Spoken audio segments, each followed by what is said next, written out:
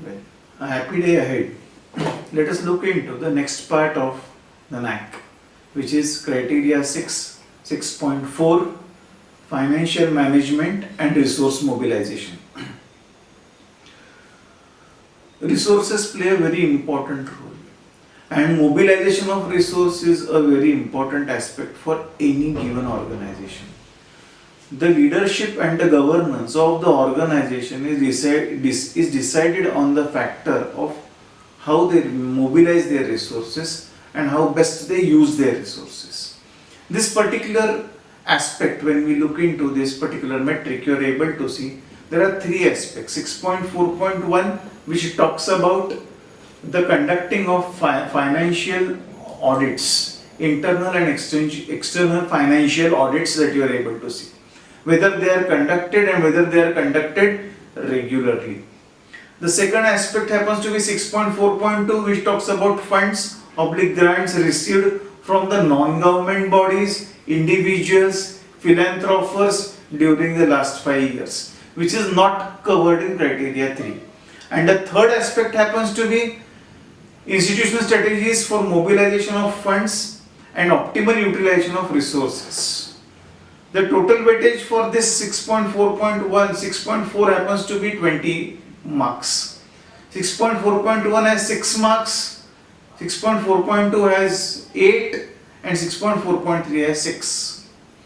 Let us look into 6.4.1. The first aspect, it talks about the institution conducts internal and external financial audits regularly. Now, what is it that they expect more in it? Enumerate the various internal and external financial audits carried out during the last 5 years. 1. With the mechanism for settling the audit objections within maximum 500 words. This particular metric goes in a very different way. What does it make a mention? Whether you conduct audits regularly. This is one part. Second, how many times the audits have been conducted. Number 3, what is it that has come out of the audit. Number 4, how it has been settled out.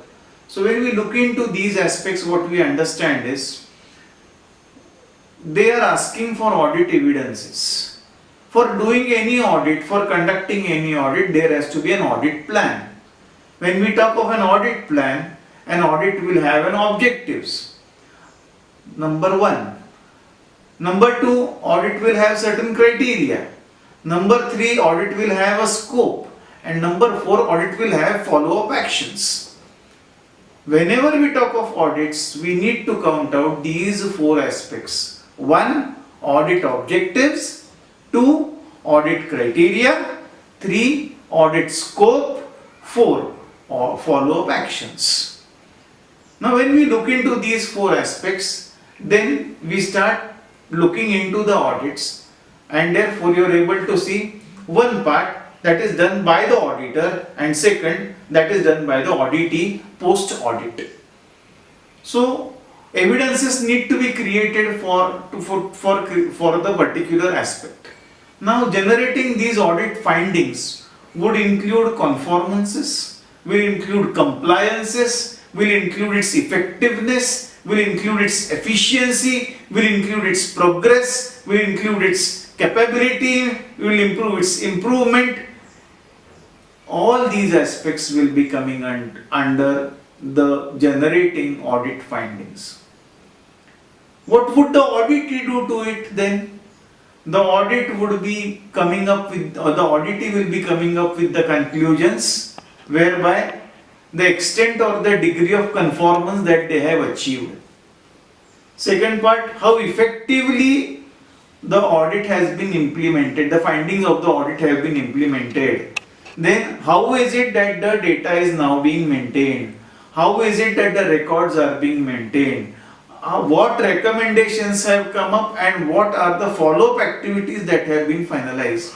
Now all these aspects start counting out, and therefore audit becomes a very, very important aspect. Auditing will come with its findings and its findings will come up with conclusions. This is a very big aspect that you are able to see with respect to the audits. We come to 6.4.2. It talks about funds or grants that have been received from the non-government bodies, individuals, philanthropists during the last 5 years, which is not covered under criterion 3. Now you are able to see funds coming from the government are considered in criteria 3 for research, funds coming for fees that have been counted out in criteria 5, funds coming anywhere have been mentioned out here. What is the organization doing on its own to see to it that funds constantly keep on coming? How is it getting linked up to its stakeholders so that individual philanthropists are contributing? I wish to tell you one scheme of one of the colleges. There happens to be a scheme for the Poor Boys Fund. What does this particular scheme do? It includes collection of funds from the individuals. The college is an old college with a good reputation. The teachers who are serving in that organization have been working in that organization, a major lot has been working in that organization for more than 12 to 15 years. The teachers, due to their work, are recognized. The organization is recognized. They have come up with a plan which is where we are able to see that the teachers have asked for funds from people. On the individual basis, the teachers are being recognized and they are bringing funds. Now this money that comes in with the objective of Poor Boys Fund goes to a particular account in the college, which is then being exclusively maintained for providing the fellowships to the students. Now here you are able to see any student who wants money, who wants funds, is going to ask for it. Over a period of time, all the applications will be considered, the eligible students will be identified, the fund will be understood, and this fund will be provided back. In the past 2 years, something very fantastic that the organization has done. Now the organization also makes a mention saying that it tells the student that we are providing this to you as a loan. After you complete your education, whenever possible, you will return it. And the results have already started coming up. Some students have started paying the money back. Though the organization has decided that it will never ask the money back, the students are being assured that the education will go on continuously. The philanthropists are being assured that your money is being used in a correct way. The accounts are showing that the money is being used in the right way. The students are being told that you can use this money, but please return it back. There is no interest to be charged on this amount. And this openness of the policy is helping us, because just last year some students have tried to repay out the small amount that they have taken out. Now this is a kind of a way by which you are able to see the organization is bringing its credibility.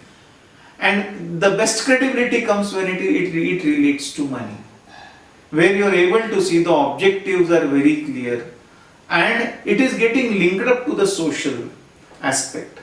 Philanthropists, when they are going to get involved into the organization, it would mean that the organization is gaining a repute, and this repute is coming through the teachers, and therefore you are able to see these very small aspects can make a big impact, and this is very much possible to a very large number of society.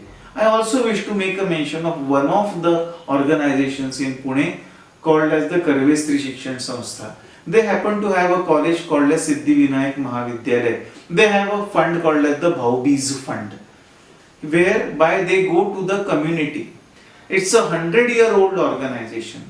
They go to the community. They request for funds that is collected by the organization, that is processed by the organization, and that is used for the betterment of the organization. So you're able to see there are so many organizations whereby you're able to see they're working in these particular areas to see to it that the community prospers, the students prosper, the research prospers, and the money that has come to the organization goes back in a multiplied form in the terms of services. So getting the funds from the philanthropists, from the individuals, from the non-government bodies is really going to matter out. It makes the organization an independent organization. We come to one more aspect which is known as the institutional strategies for mobilization of funds and optimal utilization of resources. When we talk of resources, utilization of resources really plays a very, use of funds for generation of resources really plays a very important role. Now, what is the use of that money that comes in? That money must be used. That money must be used in a very effective manner. Now, what is resource mobilization? Resource mobilization is about an organization getting the resources that are needed to be able to do the work it has planned. Resource mobilization is more than just fundraising. It is about getting a range of resources from a wide range of resource providers, that is known as donors, through a number of different mechanisms. There is a small organization in Konkan which runs schools. And what do? Without fail, they have their stall in the fairs and the trade fairs that take place in various cities. They keep whatever projects that are going on in the schools that they have, and they request the donors to pay whatever amount they can pay. That amount can range between 100 rupees to several lakh rupees. The amount that comes is then taken care of by the sanstha. They keep an account of it. They take the addresses of the people who have donated the funds. Every year they see to it that a letter goes to every donor whether he has donated that year or not. They remain in constant touch with the future donors. They give the accounts of where the amount has been spent. For example, into extreme rural areas, a hostel has been created. Now that hostel has an ability of something like 80 students. Now those students who otherwise will not be able to take the education have been brought into the process of education, and this is primarily because the resources have been mobilized. This mobilization of resource is a very important aspect. Mobilization of resource goes differently from collection of funds.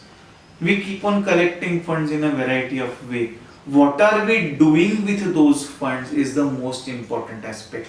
Those funds need to be used in a more effective way. Effective use of the funds for the progress of the organization, for the betterment of the stakeholders, for creating a value of the organization is nothing but resource mobilization.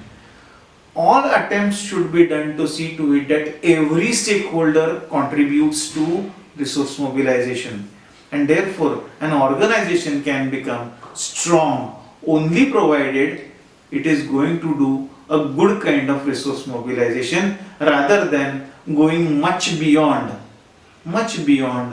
fund generation.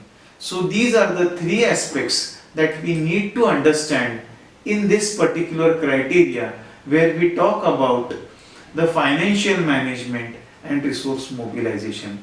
To sum up, 6.4.1 says internal and external financial audits.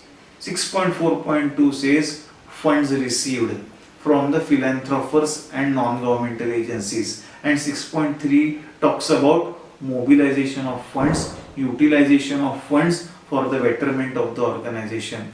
That is, one, whatever you have, how you take care of, how you see to it that there are no losses. Number two, how are you gaining more amounts? And number three, amount that you have gained, what are you doing with it so that you are able to grow your organization in a better way. 6.4 really is the heart of management in terms of funds mobilization and resource mobilization. Thank you.